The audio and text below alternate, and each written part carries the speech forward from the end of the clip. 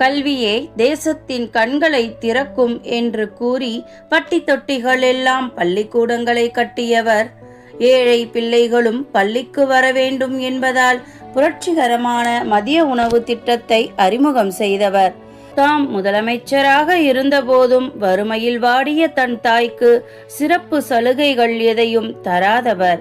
சினிமாவில்தான் இது போன்ற கதாபாத்திரங்களை பார்க்க முடியும் என்று சொல்லும் அளவிற்கு தமிழகத்தில் நம்ப முடியாத நல்லாட்சியை தந்து இரவா புகழ்பெற்ற அந்த உன்னத தலைவர் கர்ம வீரர் காமராஜர்.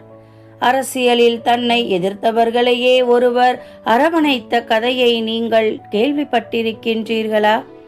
காமராஜர் முதலமைச்சரான உடனேயே அதே பதவிக்கு தன்னை எதிர்த்து போட்டியிட்ட சி. சுப்பிரமணியம், எம். பகவத்வச்சலம் ஆகிய இருவரையும் தன் அமைச்சரவையில் சேர்த்து கொண்டு அனைவரையும் வியப்பில் ஆழ்த்தினார். அவர் தனது அமைச்சர்களுக்கு சொன்ன அறிவுரை என்ன தெரியுமா? பிரச்சனையை எதிர்கொள்ளுங்கள். அவை எவ்வளவு சிறியதாக இருந்தாலும் பரவாயில்லை. அதனை தீர்ப்பதற்கான வழிகளை தேடுங்கள். நீங்கள் ஏதாவது செய்தால் மக்கள் நிச்சயம் திருப்தி அடைவார்கள் என்பதுதான்.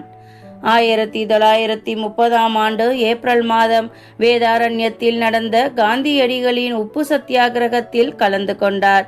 அதனால் அவருக்கு 2 ஆண்டு சிறை தண்டனை விதிக்கப்பட்டது. அந்த முதல் சிறை தண்டனைக்கு பிறகு அவர் மேலும் 5 முறை சிறைவாசம் அனுபவித்திருக்கிறார். கிட்டத்தட்ட 8 ஆண்டுகள் அவர் சிறையிலேயே கழித்திருக்கிறார். 1940 பிப்ரவரி மாதம் தமிழ்நாடு காங்கிரஸ் கட்சியின் தலைவராக தேர்ந்தெடுக்கப்பட்டார். அந்த பொறுப்பை அடுத்த 14 ஆண்டுகளுக்கும் வகித்தார். 1952 நாடாளுமன்ற உறுப்பினராக தேர்ந்தெடுக்கப்பட்டார். அடுத்த 2 ஆண்டுகளில் சென்னை மாநிலத்தின் முதலமைச்சரானார். 6 ஆண்டுகளே கற்ற கல்வியுடனும் முதலமைச்சர் பொறுப்பை ஏற்ற அவர்தான் அடுத்த 9 ஆண்டுகளுக்கு தலைச்சிறந்த தலைமைத்துவத்தை தமிழகத்திற்கு வழங்கினார்.